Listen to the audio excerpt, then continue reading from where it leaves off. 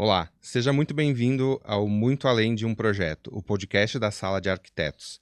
Aqui exploramos temas profundos e variados do universo da arquitetura, proporcionando insights sobre inovações, desafios e o impacto social da arquitetura na vida das pessoas. Nosso foco é abordar temáticas que vão além de projetos arquitetônicos convencionais, mergulhando em discussões que envolvem toda a comunidade arquitetônica e urbanística, tanto local quanto global.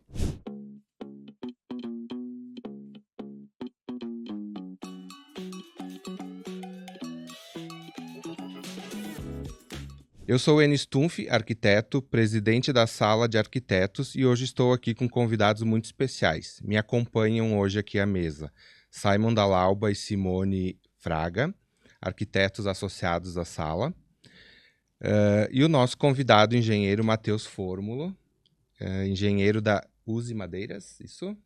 Cometa. Isso aí mesmo. No episódio de hoje, vamos falar sobre duas técnicas construtivas que vão ganhando cada vez mais espaço no cenário da construção civil: o steel frame e a madeira estruturada. Essas duas técnicas oferecem soluções inovadoras e trazem mais eficiência, sustentabilidade e design arrojado para os projetos. Se você é um arquiteto buscando por novas abordagens ou alguém que está curioso sobre as últimas tendências da construção, nos acompanhe e descubra as vantagens, desafios e o potencial estético dessas alternativas.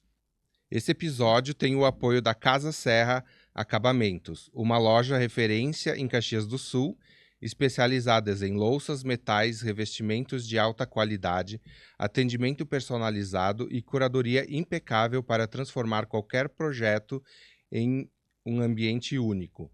Conheça mais em casaserra.com.br. Bom, estamos aqui hoje então para conversar um pouquinho sobre o assunto que já foi abordado. Eu gostaria de agradecer a participação de vocês já desde agora e eu gostaria, Simone, começar contigo um pouquinho falando sobre o teu conhecimento em steel frame, e aí depois o Simon, eu posso falar um pouquinho que a gente já trabalhou também com essa técnica, e aí depois o Matheus fala um pouquinho sobre também essa nova, não sei se é tão nova, talvez ele vai contar para nós que já é mais antiga do que a gente imagina, mas a gente ainda não tem muita obra nesse novo formato de construção. Então, Simone, se tu puder introduzir para nós um pouquinho sobre o steel frame. Tá legal. Bom, então, eu sou Simone, né? A minha empresa é a Nesta Arquitetura. A gente atua com o steel frame, a gente iniciou uma trajetória no steel frame em 2013, mas isso começou lá em 2010 ainda, quando a gente começou a buscar tecnologias diferentes para trabalhar no mercado de arquitetura, bem inconformadas, né, com essa coisa da construção civil, artesanal. Acho que todos que estamos aqui hoje, a gente é muito da industrialização, gosta muito, né, essa tendência.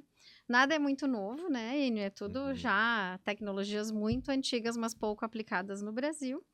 E a nossa trajetória no steel, ela começou, a gente costuma dizer assim, que pela porta da frente, porque nós buscamos uma empresa, a gente foi, ainda em 2010, fomos para Curitiba, a gente foi buscar primeiramente o wood frame, nós fomos muito bem recebidas, porém, aqui no mercado as pessoas ainda não entendiam, não compravam isso, assim, era um processo de convencimento. E aí a gente começou a ir atrás de soluções mais locais, que é um dos pilares da sustentabilidade, né? A gente não pode sair buscar algo lá do outro lado do planeta e dizer que aquilo é sustentável. Sim. Então, nós encontramos algumas empresas aqui na nossa redondeza, assim, num raio, né, mais próximo, e foi aí que a gente encontrou uma empresa aqui em Porto Alegre, que já produzia o steel frame, e tinha junto com isso, que eu acho que isso é muito importante para quem está ouvindo, para quem é profissional e para quem é cliente também, a engenharia por trás. É por isso que o Matheus está aqui hoje para falar para nós dessa parte, porque antes mesmo da gente usar uma tecnologia, tem toda uma engenharia por trás, porque a obra industrializada, ela começa muito antes do canteiro. Ela começa no projeto, nas compatibilizações, no desenvolvimento da estrutura e na produção desses materiais dentro de uma fábrica. Então, para a gente ter todos esses benefícios, a gente teve que aprender como é que fazia. Então, a primeira coisa que a gente fez foi visitar essa empresa, entender como projetar. Então, assim, até hoje, a gente tem já aí, de 2013 para cá, mais de 80 obras, já são alguns anos trabalhando com isso. A gente brinca que era tudo mato, né, quando a gente começou. a gente ainda assessora projeto com a fábrica. Sim. Porque a gente quer propor algo um pouco diferente, a gente precisa que a engenharia tenha um olhar para dizer isso é viável ou não. Uhum. Ou isso vai tornar essa execução muito cara, porque a gente precisa também que seja competitivo. A gente precisa Claro. que o custo seja realista, porque o cliente vai sempre olhar para o número também, né? Ele não vai olhar só para a tecnologia.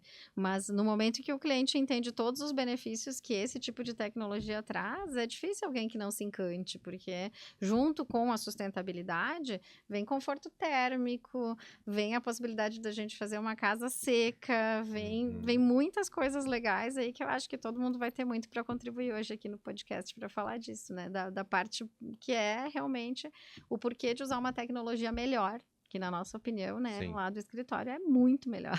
Sim, com É. certeza. Então a gente tem muitas vantagens aí, muitas coisas legais para falar. Ótimo, vamos falar um pouquinho sobre elas. Simon, fala um pouquinho da tua experiência. Então, eu sou o Simon da Lauba, tô à frente do estúdio Simon da Lauba. O escritório tem 10 anos já, mas a gente se especializou, né, nesses projetos de cabanas de luxo em torno de 6 anos. E teve um boom bem grande na época da pandemia. A gente já tinha feito algumas cabanas antes, mas assim, o escritório fazia um pouco de tudo. Uhum. E aí, o pós-pandemia, a gente teve um crescimento altíssimo. Então, hoje também, a gente tem uma história de mais de 60 cabanas projetadas, ou em andamento, ou que estão em tratativas, né, e prontas pelo Brasil. Uma coisa que a Simone falou é sobre números, né? Que daí, no meu caso, falando de cabanas, a gente tá conversando com o investidor, tá conversando com a pessoa que tá pensando na segunda renda, que já tem um terreno. E aí vem aquela frase que eu sempre falo: todo mundo tem um terreno incrível, com uma vista incrível do pôr do sol. Mas se não tiver nada em cima dele, é mato, né? Então é mais uma vista linda no meio do mato.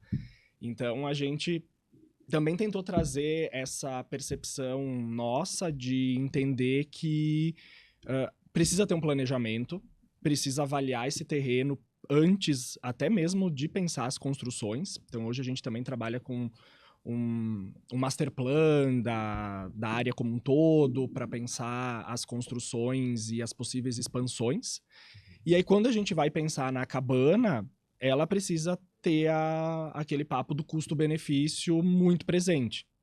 E aí sim, entram essas tecnologias novas, e aí a gente também entende que tem que usar elas com parcimônia, né? Porque vai ter o cliente que vai entender que sim, que vai valorizar isso, e vai ter o cliente que a gente vai ter que ter um trabalho um pouquinho maior de convencimento, né?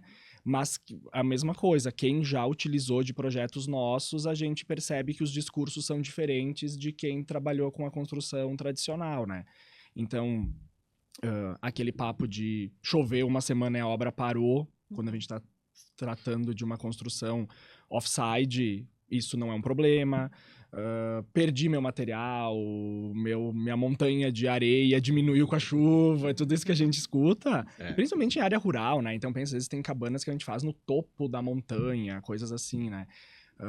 Quando a gente está trabalhando a seco, a gente não tem esse problema, e a gente tem uma organização e tem o que eu falo que é o principal, que é cronograma. Então, a gente percebe nitidamente a diferença nos projetos que a gente acompanha quando é um formato e quando é outro, porque às vezes a pessoa tem esse papo do custo-benefício meio bagunçado, né? De, não, eu vou fazendo, eu mesmo coordeno as equipes. E aí, quando vê a obra que era para...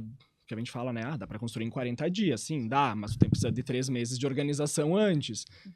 Daí faz essa parte rápida, e daí os 40 dias que viram 5 meses, né? Então, Exatamente. aí a pessoa não tá alocando, não... Sim. E aí é ali que ela tá perdendo dinheiro, né? Então, eu acho que é o nosso trabalho como arquiteto, imagino que o teu é esse. A gente tá sempre, parece que sempre convencendo e explicando e tentando trazer as novidades, o que tem de melhor, né? O planejamento é fundamental. A minha experiência com o steel, por exemplo, quando eu tive uma obra que até foi relativamente grande em steel, foi essa. A gente tinha projetado ela para ser em construção convencional, e aí no meio do caminho apareceu a possibilidade da gente fazer.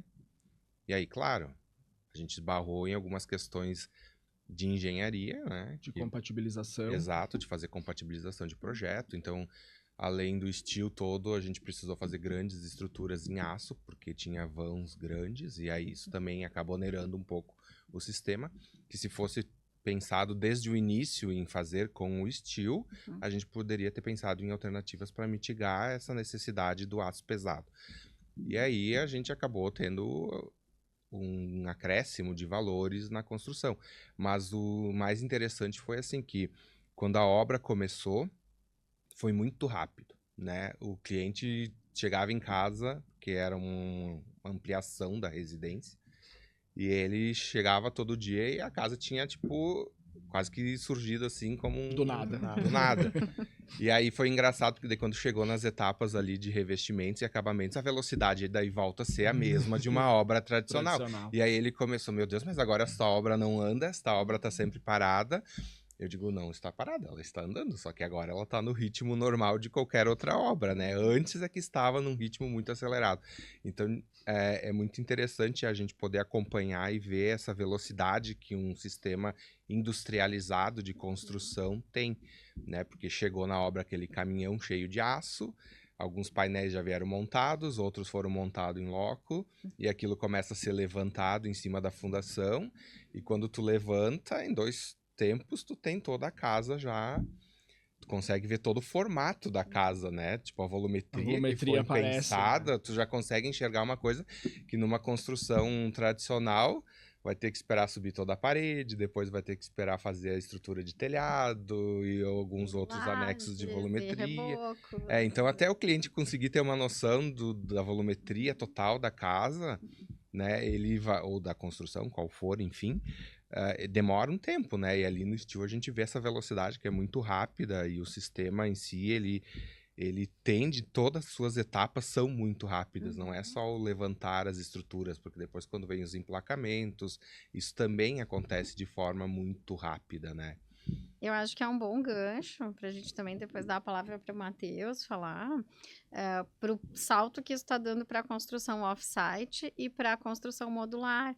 Porque assim, a tendência da próxima geração de construção é a parede vir pronta e emplacada, ou pronta e revestida. Exatamente. Porque justamente essa dissonância entre o prazo de montar a estrutura e depois voltar para os revestimentos e a obra continuar, cria uma expectativa às vezes errada no cliente, porque ele pensa, não, a minha obra dá para fazer em 3 meses. Não é bem assim, né? Ela vai ter velocidade, vai, mas a gente observa, assim, uma redução no prazo global da obra para metade do tempo, talvez um pouco mais do que a metade, mas a gente vê muita conversa louca aí na internet de gente fazendo obra em 4 meses, o que é uma grande mentira, na minha opinião, né? Vai fazer, sim, uma construção que foi montada lá off-site, vai chegar e vai só montar no canteiro.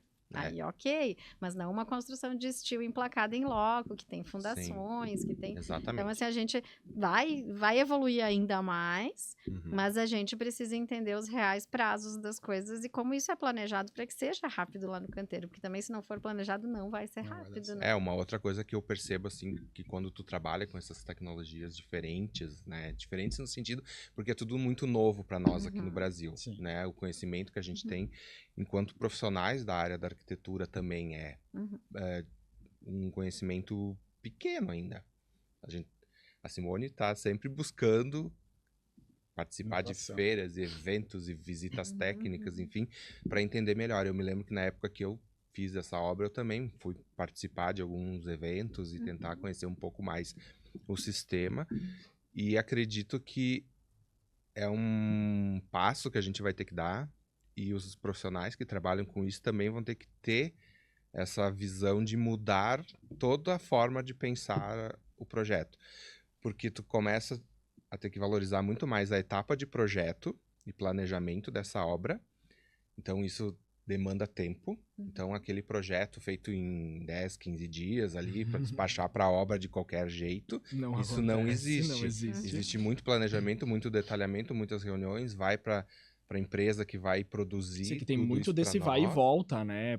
E muita Exato. conferência. Muita Isso. compatibilização, muita conferência. Para depois ir para o canteiro e executar essa obra rápida. Então ela é rápida lá no canteiro. Mas antes muita coisa aconteceu para que isso chegasse lá e pudesse ser rápido. Então é uma mudança de mindset, vamos dizer assim, de pensamento. Mentalidade total. E todas as pessoas que estão envolvidas com esse tipo de obra precisa ter. Então, se tu é um escritório que resolve construir com isso, sempre tu vai ter que ter uma equipe alinhada que entenda que é diferente o processo de construção e de projeto, de detalhamento e de entregas para o cliente. Agora, se é um escritório que daqui a pouco vai ter obras que vão ser feitas dessa forma e obras tradicionais, tu vai continuar trabalhando com os sistemas que aparecerem, talvez tu vai ter que ter um suporte de um outro escritório que já tenha experiência para te dar esse apoio, ou de alguma empresa que fabrique e que possa te dar todas essas orientações. E, claro, sempre botando o cliente na mesa, ou as duas coisas, botando o cliente na mesa e dizendo para ele, olha, nós vamos construir desta forma, mas essa forma exige isso, isso e isso de planejamento. São essas e essas etapas. Aí quando a gente for para a obra, tu vai ver tudo isso acontecendo, né? Então não tem assim chegar tipo em um mês, fazer reunião, desenvolver uma ideia e aí já começar a esboçar projetos, que é uma coisa muito de Brasil isso, né?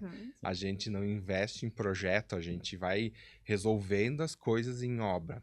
Se faz um projeto básico lá, que às vezes é mais básico do que precisaria, e aí tu vai para a obra e começa a resolver coisas lá. E aí estamos aqui todos tentando mudar isso. Mudar isso, né? Estamos aqui uma mudança de futuro. Exato, né? A gente vai ter que construir essa... Sabe que essa questão de... Tu fala de projeto... É uma coisa que é bem o que o Enio falou. Tu tem que mudar o teu escritório. Porque, enfim, quando a gente começou com as cabanas, a gente entendeu que o público não era aqui. A maior parte do meu público é São Paulo, é Minas, é Goiás, e aí até então parecia impossível trabalhar online. Tipo, ai, como assim? Não vai ter a minha sala de reuniões com um cafezinho, atendendo um cliente e fechando o negócio cara a cara. E aí tu vê que dá, né? Que é possível e que funciona. Mas para isso, existe acho que um formato de trabalho online de convencer sem estar cara a cara, que daí é tu convencer uma pessoa a fechar um contrato contigo numa videochamada.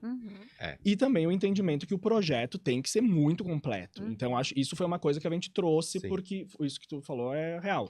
Acabou o negócio de vamos lá na obra dizer que tem que puxar 10 centímetros a fiação.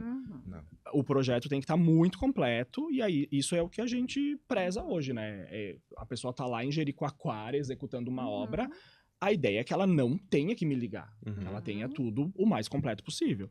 Exato. E eu acredito que seja a mesma ideia do teu escritório, né? A gente vai até um pouquinho além, Simon, porque assim, ó, a gente... E tá aqui o Matheus para nos dizer e não vai nos deixar mentir. Vai ter o puxar o fio, os 10 centímetros, mas vai ser entre nós. Exato. Não vai ter o envolvimento do cliente. O cliente vai receber pronto. Vai receber pronto. O cliente vai se envolver o mínimo possível em execução.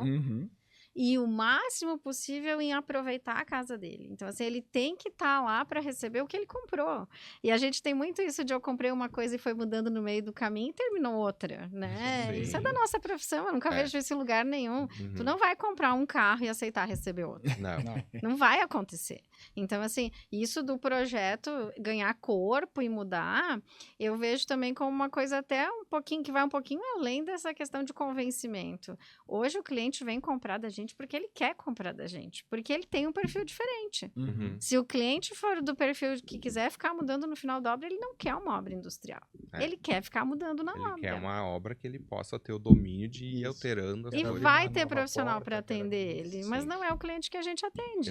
O nosso cliente tem que valorizar o projeto, e se o cliente não valorizar o projeto, ele pode levar gato por lebre por conta e risco dele, ele está escolhendo isso. Então, assim, cada escolha é uma renúncia. Exatamente. E é tão bom ter um cliente que entende do projeto e que gosta de olhar e percebe e discute contigo o fluxo, né? Diz, vamos conversar sobre o fluxo da tua casa. Ele pronta, ele curte te dizer assim, nossa, eu não tenho certeza se é o render ou se é a foto, entendeu? Ele curte isso. O que vocês apresentam para ele lá no 3D, no final ele vai receber aquilo lá. Não vai ser algo diferente do que ele já estava com expectativa. Né?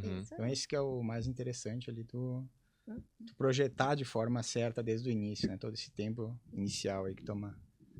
Que é o que todo arquiteto quer, né? Chegar no final da obra e olhar e poder o postar o render e a foto e tá igualzinho, né? Um monstrinho né? lá, meio assim, tipo, ficou parecido. Que é o que geralmente acontece, né? Porque a gente percebe, assim, que eu acho que daí também... mas o cliente, ele acaba, às vezes, pegando o domínio da execução da obra para ele. Tira um pouco esse controle do arquiteto ou do engenheiro que está ali à frente de tocar essa execução. Só que daí eu também às vezes coloco assim, mas ele tá fazendo isso talvez porque ele não tem segurança no teu processo. Tu não mostrou para ele como é que é o teu processo. Ou às vezes ele só não quer pagar ele. Sim. Também.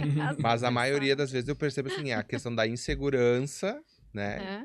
Que tu não mostra uma planilha que vem lá completinha de valores, de quanto ele vai gastar, de quanto ele vai ter que investir em cada etapa, aquela coisa toda.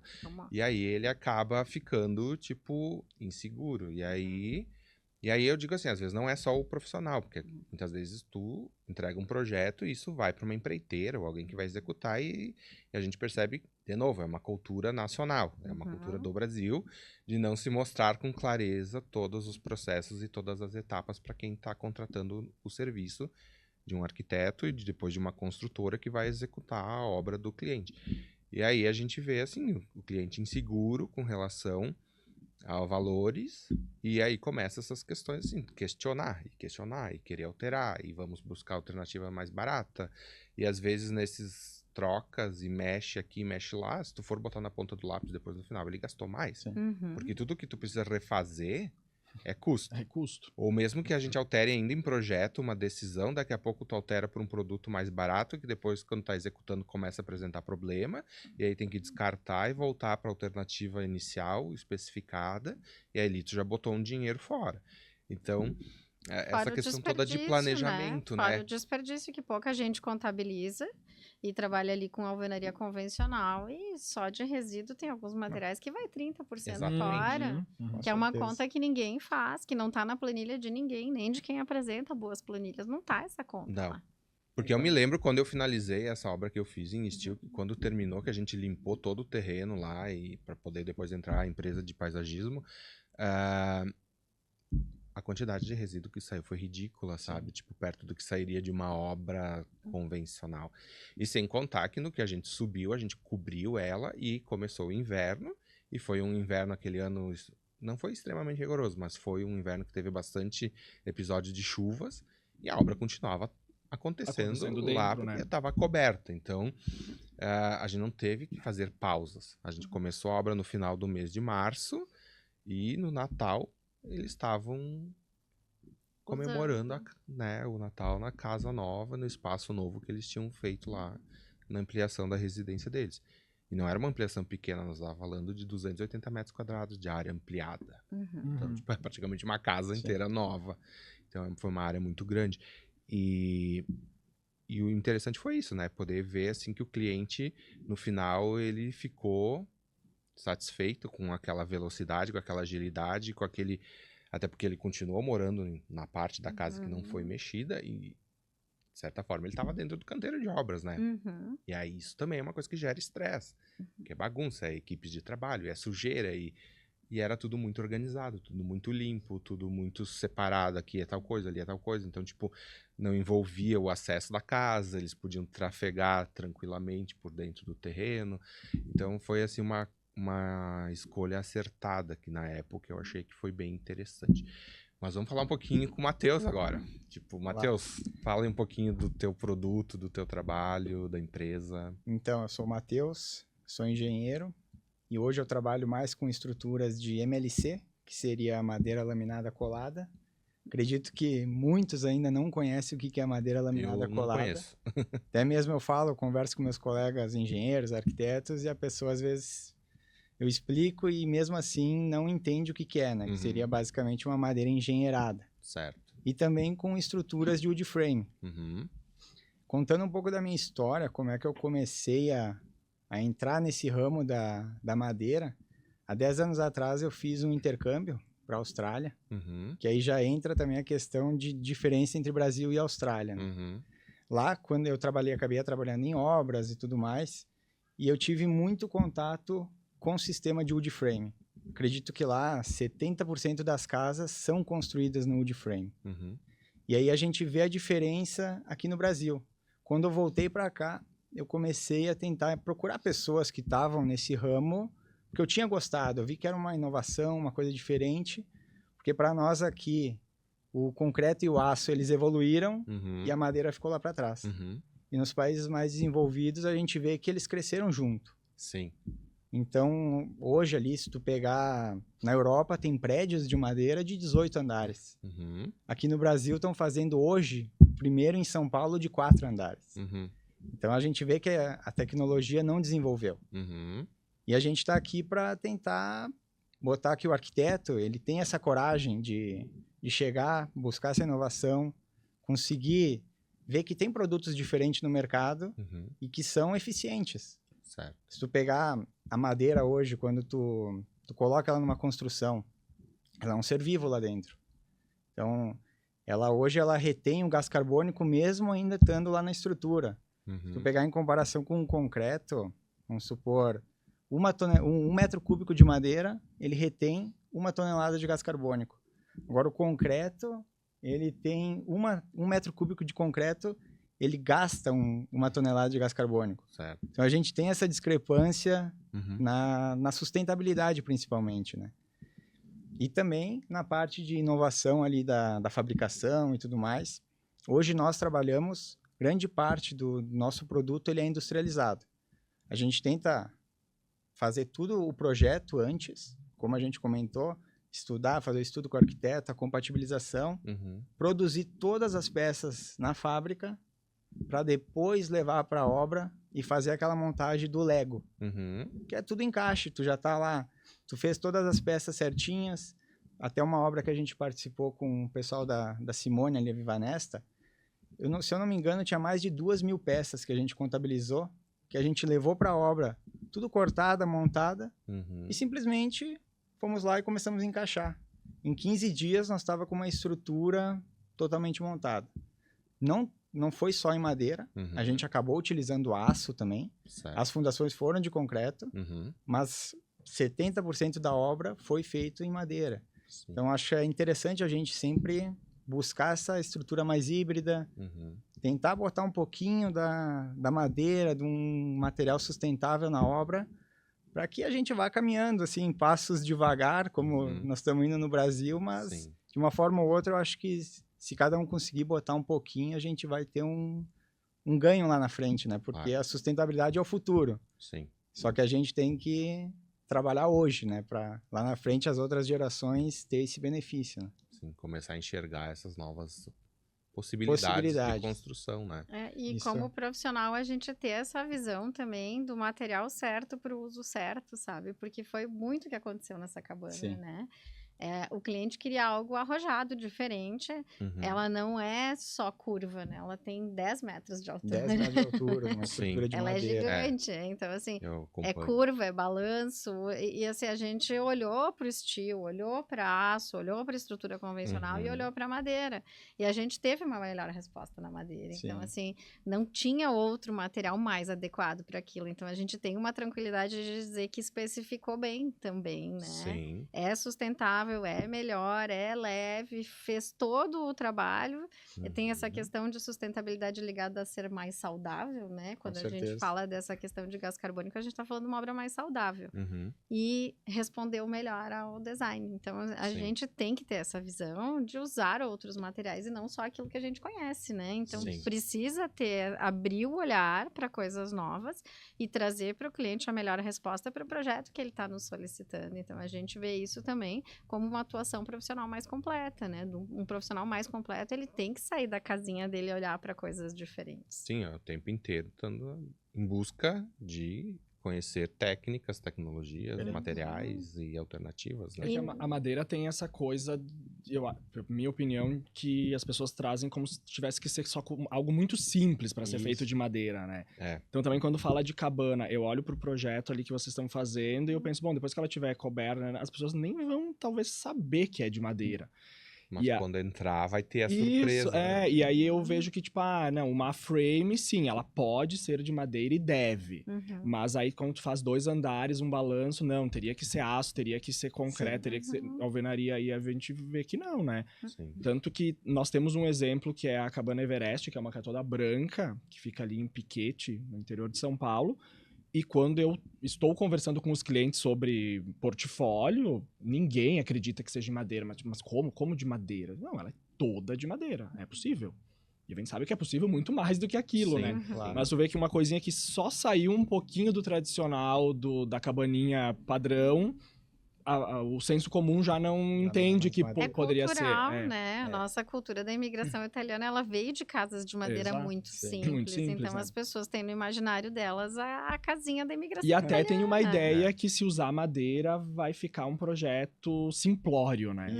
Não é o vai ter uma caso, né? estrutura Não vai ter resistente. Exato. A gente sempre brinca lá quando a gente tá fazendo comercial com o cliente, que tem a história dos 3 porquinhos, né?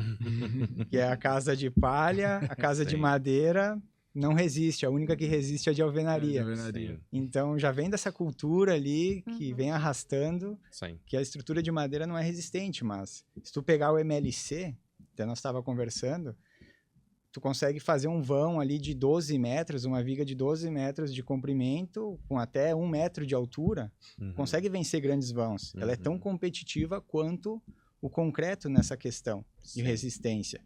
Então é mais tu conhecer o produto, né? Chegar lá para o Matheus, olha, como é que eu posso fazer essa estrutura? É viável fazer em MLC, em wood frame? Né? Chegar para o cliente, olha, nós temos esses tipos de soluções diferentes no mercado. Né? Se tu tá apto a aceitar, a gente pode discutir, ver valores, custos, né? Que, claro, tudo tem um amplo conhecimento ali que envolve, né? Claro. E falando um pouquinho do processo de produção desse produto em madeira. Como é que é produzido? Que tipo de madeira é utilizado? Tem madeiras que podem, outras não, acredito eu. Questões de curvatura, como é que são executadas as curvas? Fala um pouquinho para nós. Né? Então, hoje, no Brasil, basicamente é utilizado o pinus e eucalipto para fazer estruturas de MLC. O que é o MLC? É uma madeira laminada colada. Então, são diversas lâminas de madeira, de espessura de 2,5 centímetros, 3 centímetros, que são coladas uma em cima da outra e depois prensadas. Então, ela forma uma viga sólida com esse modelo de prensas.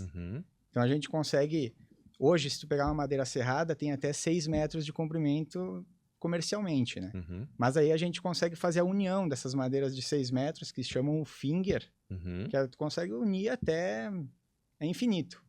Né? Então, tu consegue chegar ao comprimento de viga que tu deseja ali na obra e ter as características mecânicas controladas, porque tu pega uma lamela que tenha um nó, tu descarta dessa viga. Agora, uma madeira serrada que tem um nó, às vezes tu não consegue descartar essa madeira, né? Então, tu tem todo esse controle para fazer e produzir essas vigas coladas. Na questão de uma viga curva, como a gente fez na cabana ali da Nesta, ela tinha o que? Acho que era 1 metro de raio, essa viga, e a gente teve que fazer lamelas de 7 milímetros cada uma. Se eu não me engano, foram coladas 42 lamelas, uma em cima da outra, para fazer uma viga de 36 de altura. Então, foi um processo longo, a gente teve que fazer um molde para fazer todas as vigas curvas, mas é possível fazer. Né? Dependendo do tipo de projeto, a gente consegue alcançar vários modelos de vigas. Bem legal. E a engenharia está aí para responder o resto, né? Porque assim, tem a questão também de umidade da madeira, que é controlada, que faz com que ela tenha maior resistência. E os engastes, as rotulações, que a gente tem aí produtos, com certeza que não são daqui do Brasil, né, Matheus? A gente trabalha com empresas aí de qualidade para criar os engastes em metal, com parafuso correto. Então, assim, a engenharia é fundamental, assim, tem que partir lá de dentro da fábrica a solução para o design, para entender como é que calcula isso, como é que coloca isso de pé e isso tudo funcione depois, né? Sim. E voltando um pouquinho pro estilo, até para quem vai nos ouvir aí, enfim. Explica um pouquinho para nós o que é o steel. A gente sabe, mas quem tá ouvindo talvez não conheça. Ele falou um pouquinho da madeira, agora vamos falar um pouquinho do steel. Então, o steel frame, ele é um sistema construtivo formado por perfis de baixas espessuras, por isso que é light steel frame. Então, a gente vai super leve. trabalhar aí com 0,8 até 1,2 milímetros de espessura. Então, é um aço realmente muito fino. Não significa que ele vai ser todo construído somente com esse aço. A gente pode ter os reforços, né? Uhum. E é um sistema que trabalha com grande repetição de elementos. Então, assim, aquilo que a gente está acostumado a ver na alvenaria, que é um pilar aqui, outro lado aqui, 5, 6 metros. Uhum. No steel frame são modulações de 40 ou 60 centímetros, vai ter um elemento ali. Esses elementos são engastados entre si na forma de painéis, então eles isso já vem montado lá da fábrica pra gente, o desenho de como é montado esse painel, e cada painel vai formar ou uma parede ou um trecho de uma parede, uma laje ou um trecho de uma laje, um painel de telhado ou um trecho de painel de telhado, e eles juntos vão formar um conjunto que ele é considerado, a gente chama um sistema hoje que é utilizado pelas empresas, a gente diz que é um sistema tipo balão. Então, assim, tudo é interligado entre si. Então, não existe mais aquele elemento sólido inteiro como uma laje de concreto. A laje é formada por várias vigas que são unidas por um elemento de madeira, geralmente uma chapa, e muito parafuso, muito rebite, muito engaste rotulado. Por quê? Toda estrutura trabalha. Então, assim, eu vou ter elementos ali e eles precisam movimentar sem trincar. Isso. Então, cada camada disso, começando pelo aço, depois o emplacamento, são coisas que precisam trabalhar juntas para absorver essas movimentações e as cargas da construção. Então, mais uma vez, engenharia pura, né? A gente precisa entender que é um sistema que, pelo fato de ele ser leve, ele não é menos resistente. A história do porquinho é mentira. É mentira, porque a casa de madeira, assim como a de steel, o wood frame e o steel frame, eles partem do mesmo princípio, Sim. que é essa repetição de elementos Isso. engastados entre si em grande número. E, obviamente, com os travamentos nos locais corretos, né? Sim. De acordo com as cargas do projeto, é tudo igual. A gente precisa pensar na coisa como um todo. Mas já existem, e é antigo isso, vídeos mostrando a casa de alvenaria sob abalo sísmico e a casa de wood frame ou de steel frame sob abalo sísmico, a de alvenaria cai e a de steel não. Porque justamente pelo sistema trabalhar em conjunto todas essas estruturas, ele vai movimentar, mas dificilmente ele vai romper. Então a gente tem uma maior segurança. E isso também, a gente não tem furacão, a gente não tem tornado, não tem terremoto. Então, as pessoas não se preocupam com isso. Então, em outros países, algumas coisas evoluíram mais rápido e de forma mais estruturada, como o Matheus falou, por conta das demandas climáticas. Porque, assim, aonde a gente está, diz o que a gente precisa fazer para se proteger. E Estados Unidos, isso aconteceu ainda nos anos 90, o steel começou a crescer por conta de um furacão. E quando a madeira não deu conta de atender o recado, a indústria do aço produzia mais rápido, de forma mais eficaz, e o steel cresceu. Mas a madeira é a base de toda a construção, tanto lá quanto Europa, países que foram colonizados por países europeus, como é o caso de Austrália, Nova Zelândia, eles têm isso muito presente, porque veio da cultura da onde eles vieram. E a gente não, a gente segue naquela construção... Pedra, alvenaria, tijolo. Isso, que é... Eu chamo de construção burra, porque tu levanta para depois destruir, para passar a rede elétrica, água, daí depois tu fecha, daí depois fica imperfeito a parede, porque não fizeram o reboco direito ali onde tu abriu. Aí com o tempo aparecem umas trincas que tu consegue seguir direitinho onde tá o encanamento, assim. Então a gente vê que realmente a nossa técnica construtiva tradicional... é arcaica. Ela é arcaica, ela é artesanal, já tá no nome, né? Aquela coisa de assentar tijolinho em cima de tijolinho, um por um, que por mais rápido que o pedreiro seja, ele vai demorar para conseguir executar aquilo ali, não tem a mesma velocidade. Tu tem um canteiro com... se tu quiser agilidade, com muita gente trabalhando, coisa que no steel e acredito que na madeira tu vai ter somente o necessário para conseguir lidar com aqueles tamanhos de painéis, que eles precisam ser levantados. Então, e tu obviamente, vai ter uma equipe especializada. Exato, uma mão de obra treinada, né? Entende de tudo isso. Entende desse tipo de construção. Então, tu tem um ganho de qualidade, né? De acabamento final de obra que é muito maior do que uma obra tradicional, enfim. E a gente percebe que o mercado, pessoas que estão ligadas em construção, eu falo isso porque às vezes tem clientes que já chegam dizendo, eu já ouvi falar do steel, eu gostaria de construir em steel, por exemplo. Beleza, vamos, né? Aí depois acaba não avançando por questões de investimento, que ainda é um investimento um pouco maior do que... Só que a gente sabe... Eu sei. Por isso, quando a Simone me olhou, eu digo, calma, deixa que eu já vou entrar nesse assunto. Há controvérsias por quê? Porque depois, quando tu bota na ponta do lápis todo o desperdício de matéria que tu teve numa construção tradicional e não houve na industrializada, os sistemas... E o valor de mão de obra que tu pagou também, por uma obra bem mais extensa. Né? Pelo tempo, Pelo né? tempo. Aquela mesa, o tempo, ele não é computado pelo cliente final, né? Mas o cliente que vai alocar uma cabana tá olhando o mês que vai começar a alocar. Então, assim, quando a gente tá falando do comercial, do é investimento, dinheiro. essa tecnologia faz todo sentido, porque quanto antes eu começar a colocar isso e disponibilizar...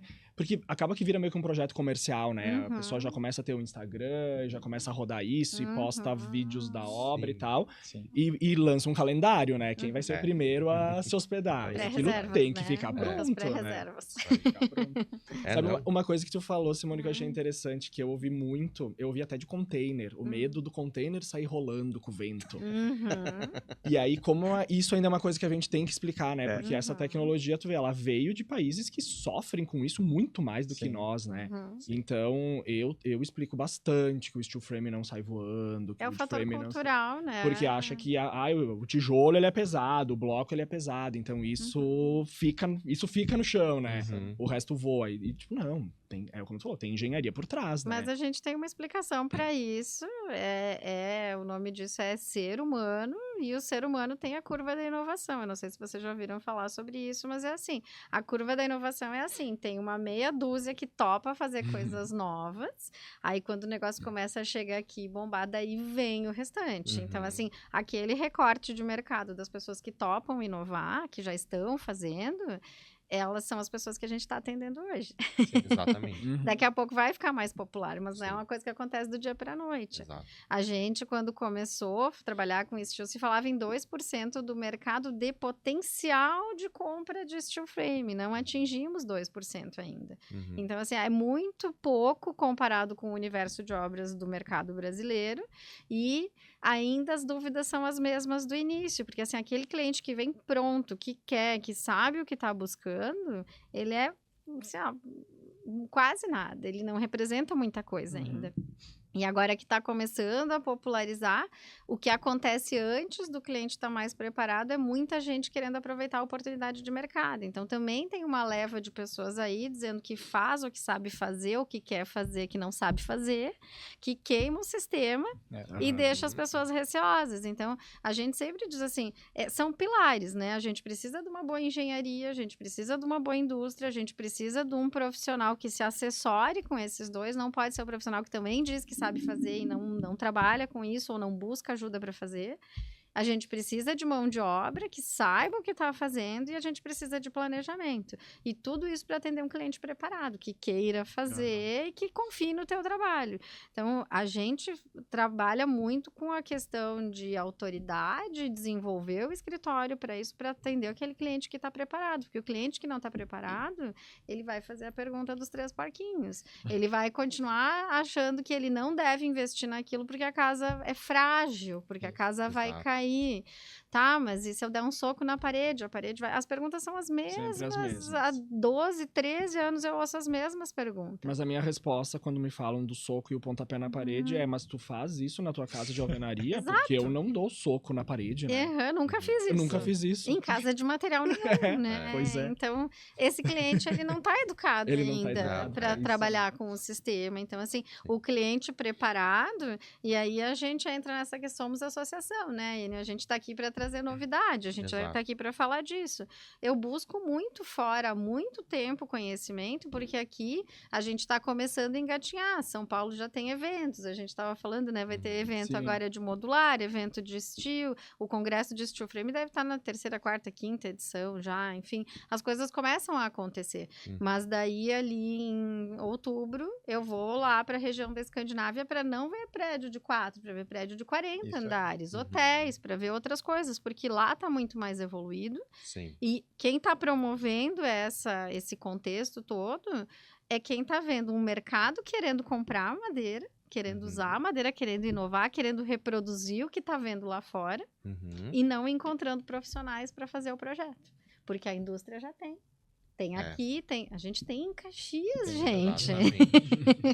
Tem em Caxias. Chamem o Matheus, vamos lá conhecer a fábrica. Tem aqui no quintal de casa e não tem profissional para fazer e tem clientes querendo investir. A gente tem um restaurante aqui em Farroupilha que até onde eu sei foi executado por uma empresa de São Paulo e um profissional de fora, Sim. né? Sim. Então, poxa vida, né? E eles estão querendo trazer essa imersão, que vai ser em outubro ali, que a gente inclusive estava divulgando para o pessoal do Sala, é justamente porque o pessoal quer conectar esse mercado com esses profissionais. Então, a gente não pode pensar em estudar só para aprender a desenhar. A gente tem que pensar como negócio. Exatamente. Somos negócios, somos empresas, todos Exato. nós. E a gente tem que se colocar assim perante o mercado de clientes também. Porque enquanto eu for um profissional lá dentro do meu escritório, eu e os meus projetos, eu não tenho braço para fazer isso. Isso aí.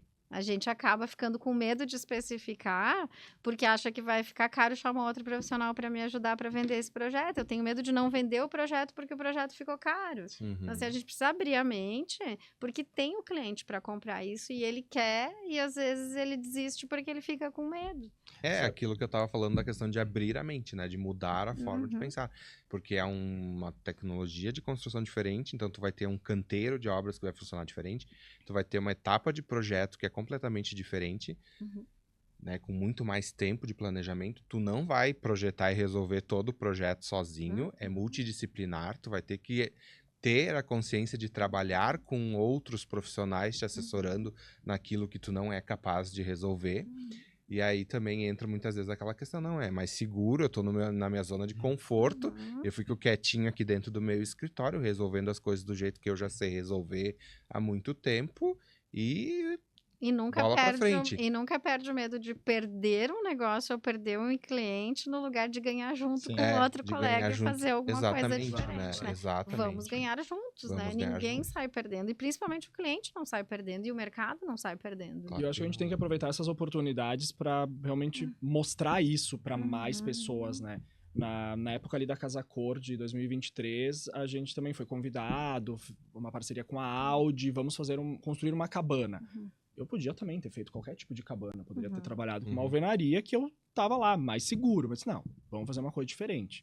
E a gente construiu ela toda em steel frame, e aí a gente vê que o case dela é a rapidez, é a agilidade, é o pouco lixo, é resolver as coisas de forma organizada e com cronograma, e lá no final a gente estava revestindo toda ela, enfim, para dar um acabamento final para a obra. E eu disse, não, a gente vai deixar as vigas todas aparentes, porque as pessoas não vão entender que é de steel. E dito e feito. Eu quando eu tava lá, as perguntas eram, mas como assim de aço? Mas não voa? Mas como é que veio pronta? Então, assim, disse, não, tá ali, ó. Tá ali as vigas aparecendo para te entender que foi feito disso. Então, eu acho que a gente tem que quanto mais possibilidades, né, de trazer isso pra mesa, né, melhor, porque é trabalho de formiguinha, né? É uma oportunidade de mostrar que tem coisas diferentes. Exato. E é tão acessível quanto a alvenaria. Porque o cliente, no fim das contas, ele gasta a mesma coisa. Hoje os sistemas, eles estão muito próximos em custo. E como tem muita coisa que na alvenaria é incerto, ele só vai saber no fim. Depois de passar pela experiência. Daí vira o extra, né? Daí lá no fim ele tem que pagar o extra e deu, né? Então, assim, uma das grandes vantagens é saber o preço antes. O valor da estrutura vai estar num documento de orçamento exato, porque a gente sabe quanta madeira vai, a gente sabe quanto aço vai. Ele não vai ter surpresas, né? Esse é o valor que tu vai gastar da estrutura. Emplacamento, telha, tudo pode ser calculado. As duas obras que eu tive de steel, que foi a da Casa Cor e essa casa, que é uma residência de 600 metros quadrados, que até a Simone participou também em algumas coisas, o valor já estava pronto na hora de assinar o contrato, né? Isso aí. Sim. Então, assim, tem uma segurança maior. Só que daí o número que o mercado apresenta, ele parece ser maior, mas ele realmente é maior. Eu acho que é um questionamento muito forte que eu Sim. tenho no meu dia a Porque dia quando com tu olha o clientes. tanto de resíduo que vai e o desperdício que E tem não só isso. e várias outras coisas também, que aí entra uma questão também com relação a fundações, né? E prática de mercado dos empreiteiros. O empreiteiro, ele orça aquela coisa... Dificilmente um cliente que contrata um empreiteiro, ele vai saber os quantitativos reais. Aquilo vai se modificando durante a obra. Porque, é mais ou menos tanto de tijolo, é mais ou menos... A fundação tu até calcula, mas sempre tem uma perda de madeira, de aço, resíduo, caliça. Caliça custa caro, gente. A caçamba, para encher, cada vez que enche uma caçamba, é de 600 a 800 reais a caçamba.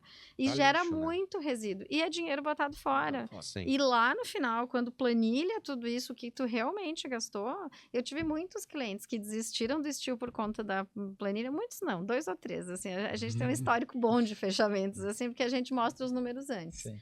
Mas eles voltaram arrependidos. E a gente tem pessoas que abrem pra gente, dizem, me arrependi, devia ter feito um steel, não acreditei no que vocês falaram, o número é o mesmo, é igual. É igual. Porque é muita coisa que vai sendo, né? O que eu ia falar sobre as fundações, que é uma coisa que é importante tanto no steel quanto no wood, né?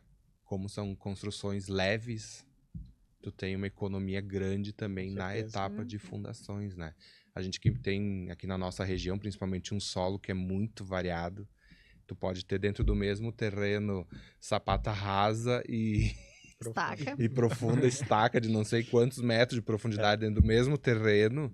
Isso faz uma boa diferença, né? Porque é uma fundação muito mais superficial, porque a Simone sabe dizer melhor do que o peso, a diferença de peso que tem O steel é até um quarto, né? quarto do peso da alvenaria tradicional. Depende, tá? Sim, até um quarto. até um Por que quarto. que a gente diz até um quarto? Um telhado com inúmeras águas vai carregar mais essa construção, né? Então, a gente já fez obras. Tem uma obra que a gente fez aqui no Montaltino, que até hoje os construtores dizem pra gente, a casa das 29 águas. Vários telhados. O telhado tem 29 águas. Ele é todo recortado. Sim. E dá muito mais painel, dá muito mais peso. Então, e tem um peso diferente. Parede pesa tanto por metro quadrado, Telhado, laje, telhado, são diferentes. Então, tem uma composição de peso diferente cada obra. Mas a gente tem uma média ali que seria em torno de um quarto do peso, né? E a gente percebe também, pelo menos eu nesses projetos de cabanas, que quanto mais tu tenta fazer que as camadas sejam as adequadas para o estilo construtivo, melhor, né? Que daí vira aquela coisa... Porque bem no começo, eu me lembro até do container, tinha aquilo de, tu coloca aqui... Aí, se tu desiste, tu pega lá o muque e leva para outro lugar. Sim. Concordo, mas se tu fizer os 2 andares e colocar um contrapiso de concreto e porcelanato no banheiro e... Não troca mais. Daí tu não troca mais, daí ele ficou fixo lá no terreno, né? E aí, a gente percebeu nessa obra da Casa Cor que pensamos em materiais desmontáveis, porque a ideia desde o início era desmontar e ela ser uma cabana para hospedagem em outro local. E aí foi isso, na hora de desmontar, desplaca a telha, desplaca o painel vinílico interno e tu leva tudo e tu reaproveita, né? Então também quanto mais a gente conseguir trazer para esses projetos que o cliente entenda o todo dos materiais, né? Boa especificação. Tem que ser tudo especificado.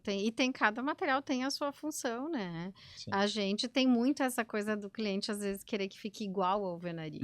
Não é a melhor solução, né? Os materiais, eles são específicos e a gente, às vezes, fica um pouco triste, porque não tem todos os materiais aqui ainda. A gente queria ter muito mais. Porque o americano, praticamente, é Lego. Ele tem todo tipo de revestimento. Ele monta a escada em partes. Eles têm tudo pronto. Dá para montar uma casa inteira comprando na loja. Então, isso a gente está longe de chegar ainda. Então, a boa especificação ela é essencial para eu não ter uma trinca enfaixada por tentar usar argamassa onde não deve, porque quer liso, né? Porque quer um acabamento liso. E achar que se fissurar um revestimento, uma argamassa aqui no steel e no próprio wood, nos emplacamentos, às vezes a gente trabalha com 3 milímetros. A gente está falando em 1,5 cm, 2 centímetros de reboco numa construção convencional. Aí a construção convencional, tudo bem trincar, e no steel a argamassa de 3 milímetros não, Não pode, pode, não de pode. jeito É. nenhum, né? Porque daí é um defeito construtivo, porque esse sistema não presta, Sim. né? Então a gente tem que ter esse cuidado, porque assim, o cliente final ali, o leigo, ele é muito mais exigente com um sistema novo, por não conhecer, por insegurança, do que num sistema convencional que ele conhece e sabe que trinca, fissura e infiltra, e daí tá Dele tudo acerta. bem. Exatamente. Aí tá tudo bem. É que os materiais trabalham. E lá no steel não, né? E no wood também, assim, acredito. Tudo trabalha, todo né? material trabalha. Todo Claro que a material. madeira tem a vantagem que, por exemplo, no caso dela ser estrutural, ela vai ficar aparente. Tu vai aproveitar todo aquele trabalho que foi feito Estética dela. da estética, É uma escolha, né? Uhum. Então talvez tu não tenha tanto essa percepção. Diferente, por exemplo, do steel, que ele vai ser todo emplacado, né? O Simon deixou aparente lá na De cabana pra propósito, mas mostrar. eu tenho certeza Mas que o cliente geralmente final vai pedir vai pra, pedir pra ser, fechar. né? Sim. Fechado, Pra parecer né? uma Enfim. viga Uhum. gigante de concreto Isso. pintada de preto. É, Uhum. então, aí, claro, é um material que vai trabalhar, ele vai responder essas movimentações e ele pode vir, sim, a fissurar e vai mapear e a gente vai ter, daqui a pouco tem que fazer correções Isso. com o tempo. Vai acontecer, mas melhor especificado tem menos chance, né? Claro. Então a gente precisa se assessorar muito da indústria. Uhum. A gente conversa no nosso dia a dia, todo dia, com a indústria como um todo, não é só com o fabricante da estrutura. É com a pessoa da placa, que especifica o sistema de tratamento de juntas, com a pessoa do parafuso, com a do argamassa, com a do acabamento, porque Uhum. quando a gente está projetando, a gente precisa ter essas respostas. E climas diferentes têm respostas diferentes. Sim. E tudo isso precisa ser pensado. E essa carga tá toda lá dentro do escritório. A gente brinca que o arquiteto é o maestro e a obra é a orquestra. Se não tiver alguém cuidando de tudo e olhando para tudo, Uhum. em algum momento vai sair aquela coisa que começou um pato e terminou o ornitorrinco, né? Isso aí. Que é o fato de não ter alguém, né, líder desses processos. E o arquiteto, cada vez mais, ele tem que ser protagonista e líder desses processos, porque é ele que toca essa orquestra, né? Uhum. E tirar do papel Exatamente. que ele botou e É. botar na realidade. né? Exatamente. E a gente tem o início do negócio, e o pessoal às vezes cansa um pouco de me ouvir falar isso dentro do escritório também, porque eu tenho a premissa do quem inventa aguenta. Quando a gente desenha alguma coisa, a gente propõe alguma coisa, a gente tem que achar a melhor solução para aquilo. Não é simplesmente desenhar e dizer o pessoal lá na obra depois que se vire, né? Exato. Resolva. Que é um pouco da nossa prática no convencional que a gente falou no início, né? Uhum, Enio? Que é uhum. todo mundo fazendo coisas para depois resolver na obra, lá na frente da gente ver. E Uhum. não é assim, porque de fato tem uma carga muito maior de detalhamento esses projetos, porque a gente precisa pensar como é que esse material chega no outro lá, como é que dá acabamento, porque a gente não tem mais uma continuidade de reboco, tu dobra lá o cantinho e segue E fazendo. segue, né? É, Como que essa placa chega nessa? Elas têm topo, né? Elas não têm acabamento. como é que eu arremato isso? E né? precisa dar acabamento em tudo, e não Sim. pode entrar água ali. Então, assim, tem uma série de questões aí que surgem novas e que até se pode dizer, eu detesto essa fala do Lego, né? Porque parece que qualquer um consegue montar, É. né? Não é bem assim. Não é bem assim, tem que saber o que tá fazendo, né? Exatamente. Então tá, gente. Nosso tempo é curto e o papo é longo. A bom. gente tem muito assunto para falar sobre isso. Até porque é novo e a gente gostaria de poder contar tudo que a gente já teve de experiências, enfim. Mas acho que a gente conseguiu trazer uma pauta bem interessante, conhecer um pouco mais sobre 2 sistemas. E quando a gente fala em arquitetura sustentável, hoje em dia é disso que a gente está falando. A arquitetura sustentável não é só reuso de água e placa solar em cima da casa. Isso aí qualquer um coloca. A gente está falando de projetos que sejam eficientes, de construção que sejam industrializadas ou que gerem o menor resultado de lixo no final dessa obra e a gente consiga preservar um pouco mais do nosso planeta, né? Então, eu prefiro gerar emprego dentro da indústria do que dentro do canteiro. Com certeza. O canteiro é um lugar onde tem que ter menos gente trabalhando e tem mais lá na indústria produzindo, né? Então, é por isso que eu acredito muito nesses sistemas e nessas tecnologias novas que vão surgindo de construção. Agradeço a participação do Matheus aqui no episódio de hoje. Eu que agradeço o Simone, convite. Simon, não sei, alguém tem Obrigado. alguma colocação para finalizar? Senão a gente encerra o episódio hoje por aqui. Tá joia. Agradeço também hoje a participação desse episódio da Casa Serra Acabamentos, né, que patrocinou o episódio, aos associados da sala que estão aqui presentes, aos nossos ouvintes, e convido a todos para nos próximos dias aí teremos gravações de mais episódios, com mais assuntos de relevância na área da arquitetura. E você que é um arquiteto e que deseja fazer parte da sala de arquitetos, uma associação profissional voltada ao networking, ações sociais, eventos importantes no nosso setor, você pode entrar em contato conosco pelo telefone 54-99904-7569, que a gente tem mais informações lá de como se associar e fazer parte desse grupo, que hoje é conhecido como a Comunidade dos Arquitetos na Serra Gaúcha. Esperamos que você tenha gostado do conteúdo de hoje.